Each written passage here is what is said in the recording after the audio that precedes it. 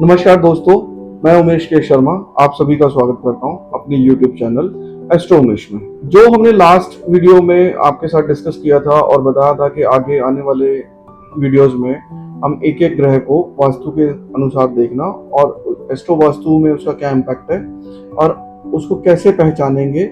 ये ग्रह जो है हमारी कुंडली में हमारे शुभ में है या अशुभ में है और इसके क्या क्या उपाय रहेंगे।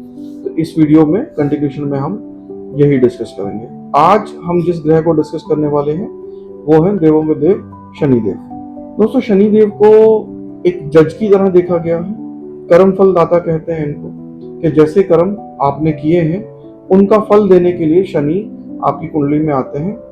चाहे वो सारस्वती के थ्रू आते हैं, चाहे अपनी दशा महादशा अंतरदशा के थ्रू आते हैं।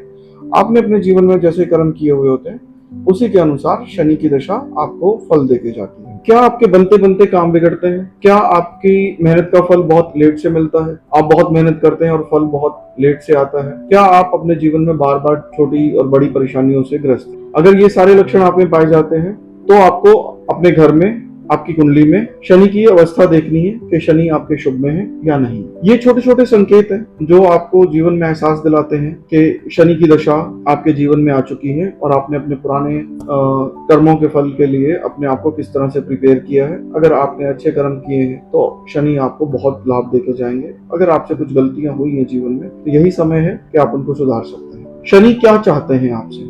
शनि चाहते हैं कि आप अपने जीवन में अनुशासित रहें, ईमानदार रहें और मेहनती रहें। अगर ये तीनों गुण आप में हैं तो आपकी कुंडली में शनि आपको शुभ लाभ देंगे। शनि अच्छे किसी घर में बैठे होंगे और वहां से आपको शुभ लाभ देंगे। अब हम डिस्कस करते हैं कि शनि युति में आते हैं जब आपकी कुंडली में।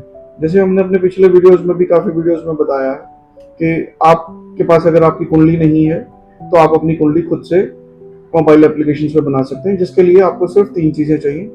आपकी डेट ऑफ बर्थ, आपका प्लेस ऑफ बर्थ और आपका टाइम ऑफ बर्थ। ये तीनों चीजें हैं तो आप अपनी कुंडली बना के देख सकते हैं। अगर आपकी कुंडली में शनि राहु के साथ बैठे हैं, ये चीज हमने राहु जब डिस्कस किए थे तब भी किया था, तो हमेशा शनि आपको शुभ फल देंगे, क्योंकि शनि न्याय के देवता हैं और राहु उपद्रव, तो इनका कभी मेल नहीं है। तो यहाँ अगर शनि और राहु की युति है तो आपको अशुभ फल ही मिलेंगे। आपके जीवन में भ्रम रहेगा, आपके संघर्ष लंबे हो जाएंगे, आपके बनते बनते काम रुकेंगे। शनि मंगल के साथ है, दुर्घटना, कोर्ट केस और अग्रेसिवनेस आपके जीवन में अगर आपको फील होती है तो आप अपनी कुंडली में देखें। या तो आपने मंगल के स्थान पे अपने घर में शनि की चीजें रख रखी है, या आपकी कुंडली में शनि और मंगल की युति है, या आपने शनि के स्थान पे मंगल की चीजें रखी हुई है। ये 3 ही कारक है। या शनि जब सूर्य के साथ आते हैं या सूर्य की राशि में बैठते हैं तो भी शनि आपके जीवन में संघर्ष लाते हैं और आपके अपने पिता के साथ नहीं बनते। जैसे सूर्य देव को शनिदेव के पिता माना गया है और शनिदेव उनसे काफी रुष्ट भी है। ये भी आपने किससे कहानियां सुने होंगे, ये फैक्ट है।